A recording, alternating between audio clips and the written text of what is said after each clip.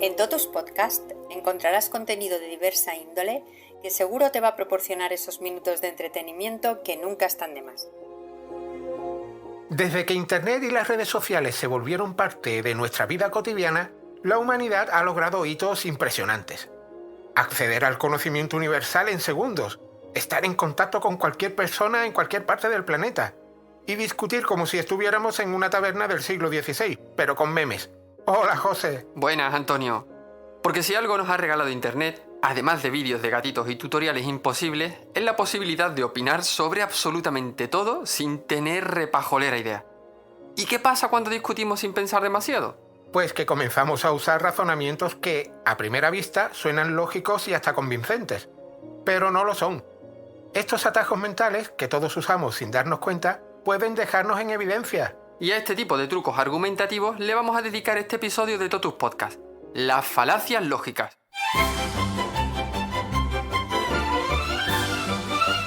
Las falacias son esos razonamientos tramposos que parecen válidos, pero que en realidad son como un castillo de naipes. Bonitos de lejos, pero en cuanto soplas un poco, se vienen abajo. Y como dijiste antes, lo curioso es que usamos el recurso de las falacias a diario, sin darnos cuenta.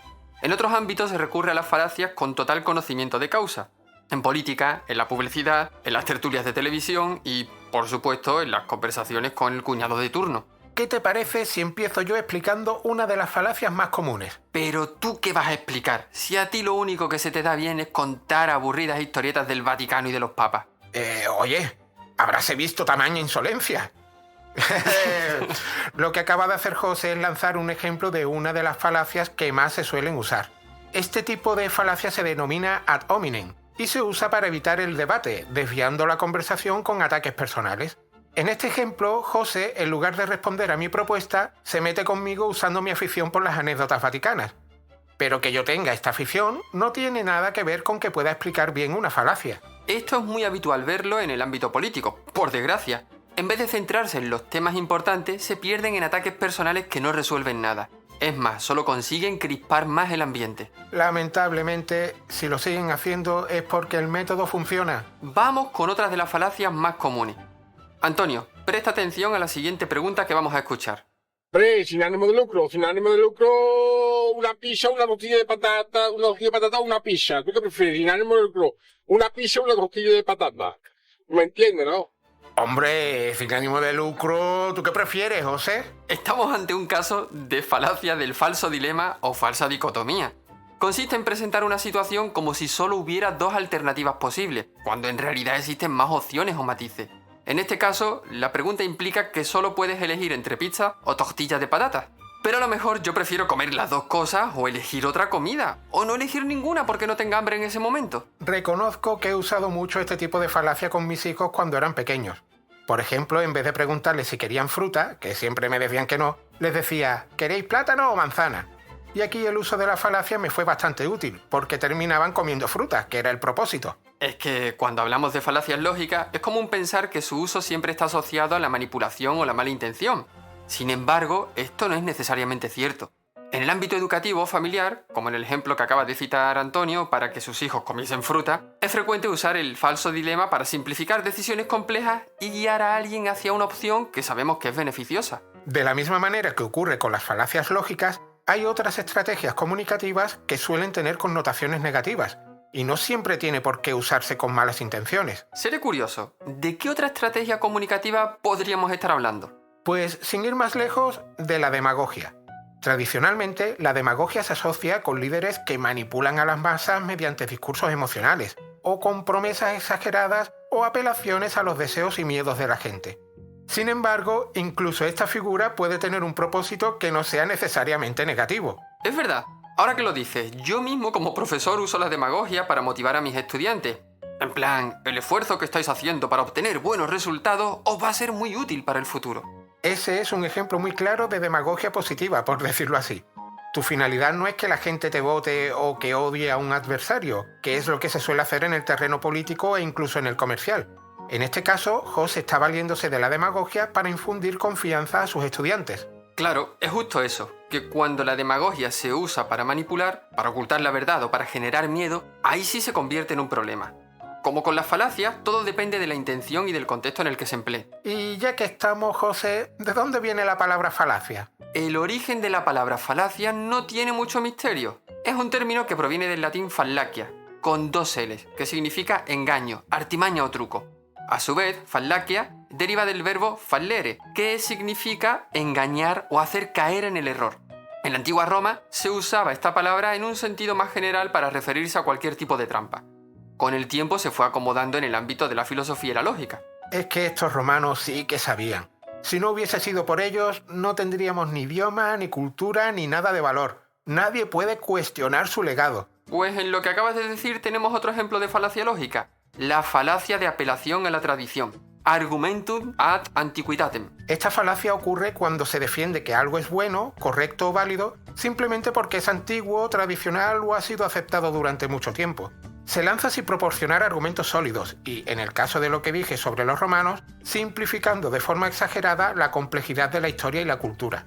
La falacia radica en que, aunque el legado romano es significativo, no hace que todo lo que hicieron sea automáticamente perfecto o indiscutible. A esto hay que sumarle que la afirmación de no tendríamos ni idioma, ni cultura, ni nada de valor es una generalización extrema que ignora las múltiples influencias que contribuyen a la formación de nuestra cultura e idioma, como los visigodos, los árabes, los pueblos celtas y otros factores. Y ahora que lo pienso, también hay una falacia de apelación a la autoridad cuando dije lo de nadie puede cuestionar su legado. Argumentum ad verocundiam. Anda, es verdad. Te quedó una frase redonda para explicar alguna de las falacias más comunes. Lo que persigue la falacia de apelación a la autoridad es que no haya debate. En esa expresión se sugiere que la influencia romana es incuestionable hasta el punto de no permitir que haya posibilidad de un análisis crítico. Es que el análisis crítico en cualquier debate es justo y necesario. Sin él es fácil caer en errores o manipulaciones. Nos ayuda a no aceptar las cosas solo porque las diga alguien con autoridad o porque suenen razonables a primera vista. Vamos, que lo que propones es que nos pasemos horas analizando cada detalle de lo que decimos. Mira, Antonio, eso es completamente imposible. La vida no es una tesis doctoral. La gente no tiene tiempo para estar haciendo un examen exhaustivo de cada argumento que surja en una conversación. No. No estoy sugiriendo que tengamos que pasar horas en cada pequeño detalle. Solo digo que es importante tener un enfoque reflexivo, cuestionar los argumentos y no aceptar todo lo que nos digan sin pensarlo. Pero si seguimos tu idea, nunca llegaríamos a ninguna conclusión. Siempre estaríamos dudando de todo. Eso no es práctico, Antonio. ¿Vas a decir que, por ejemplo, no se puede tomar decisiones rápidamente porque hay que dudar de todo? Copetas que no. Lo que estoy diciendo es que no se trata de dudar de todo constantemente, sino de ser consciente de los argumentos, pensar críticamente, razonar y no dejarnos llevar por las primeras impresiones. No estamos hablando de paralizar nuestras decisiones, sino de ser más reflexivos en las discusiones. Claro, es una forma muy elegante de proponer que vivamos en la duda permanente. Eso es absurdo. Además de absurdo, es otra falacia. Exacto. Lo que he estado usando para atacar a Antonio se llama falacia del hombre de paja, que básicamente consiste en convertir al otro interlocutor en una especie de espantapájaros para debilitarlo. ¿Cómo? Pues distorsionando el argumento principal. En el caso que acabamos de simular, Antonio hablaba de análisis crítico y de reflexión en los debates para evitar errores o manipulaciones. Y José me respondía exagerando ese argumento principal, reinterpretándolo como si yo estuviera sugiriendo que se debe analizar todo al milímetro o dudar de todo hasta el punto de no tomar decisiones. La falacia del hombre de paja aquí radica en que yo no estaba respondiendo a la idea original de Antonio. Lo que hacía era crear una versión distorsionada que fuese más fácil de atacar para desacreditarlo. ¿Para qué? Para ridiculizar el argumento original y que parezca inviable. O como se suele decir, para llevar el debate a mi terreno.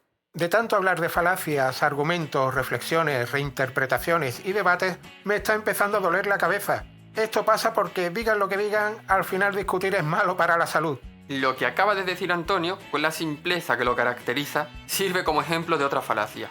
Una falacia que se llama falacia de falsa causalidad. O como dirían nuestros admirados romanos, opus hoc ergo propter hoc. Me has pillado, compañero. Eso es.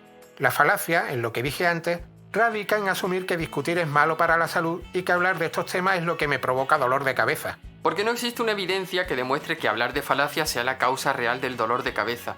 Es un razonamiento erróneo porque podría haber otras causas más plausibles. En el caso de Antonio podría ser su manía de no ponerse gafas cuando realmente las necesita. Y la falacia de falsa causalidad es muy común en la vida cotidiana. El ejemplo que hemos usado es muy sencillito, pero en el marco de un debate, como falacia que es, puede manipular la discusión a favor de quien la usa, llevando la conversación a conclusiones erróneas. Al fin y al cabo, lo que se pretende es mover la idea principal a un terreno emocional o personal. O, dicho de otro modo, lo que hace es simplificar una cuestión compleja. Algo así como: desde que me alimento a base de chicharrones, me noto más inteligente. En definitiva, consiste en asumir una relación causal entre dos cosas sin que tenga que ver una cosa con la otra. ¿Sabes? Me estoy acordando de un comercial de una ONG que vino a mi casa a que me hiciera socio. Tuvo que ser hace unos años porque afortunadamente ese tipo de práctica comercial que se conoce como venta a puerta fría ya no es habitual y en algunos sectores ya está incluso prohibida por ley. Sí, fue hace bastantes años. Tú no habías nacido. ¿Te acuerdas que no habías nacido? Me acuerdo. Pues a este comercial, después de una breve intervención en la que me describió las bondades de la ONG, le dije con amabilidad que agradecía la información pero que no me interesaba. Y a lo que le dije, ¿qué me contestó? ¿Es que no te importa la situación de los niños que pasan hambre? Esto es un claro ejemplo de la falacia de apelación a la emoción, o argumentum ad passiones. Es una táctica común en campañas publicitarias y discursos políticos de baja estofa porque juega con la culpa y la presión social.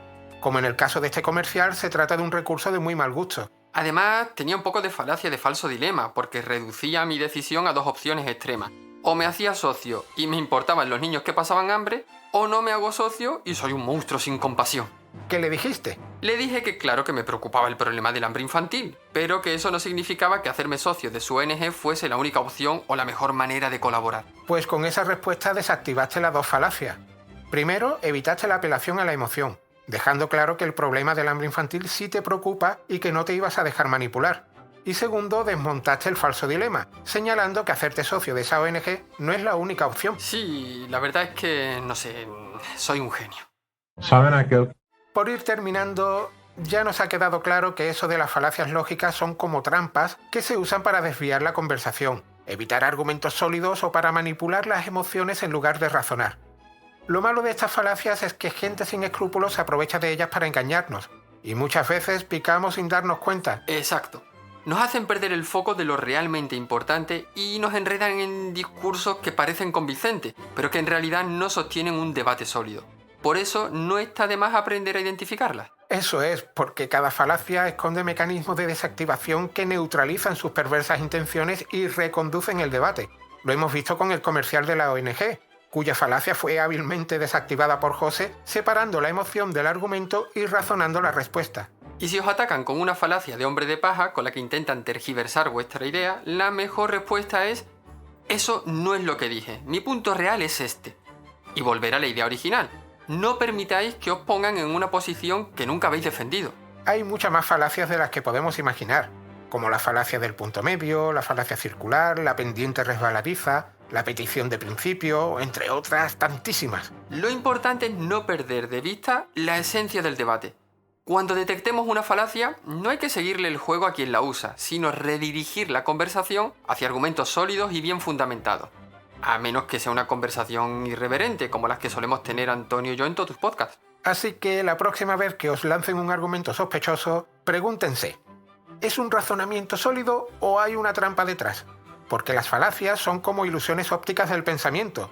Una vez que se sabe cómo funcionan, dejan de funcionar. Bueno, habrá quien prefiera dominar con maestría el uso de las falacias lógicas porque lo único que le gusta es sentir que siempre tiene razón. Pues mira, eso sería una cosa que tendríais en común Pérez Reverte y tú. Ya vale, ¿no? Esa es la cosa más horrible que me han dicho en toda mi vida. Eres como Hitler, o peor aún, como Manu Terorio.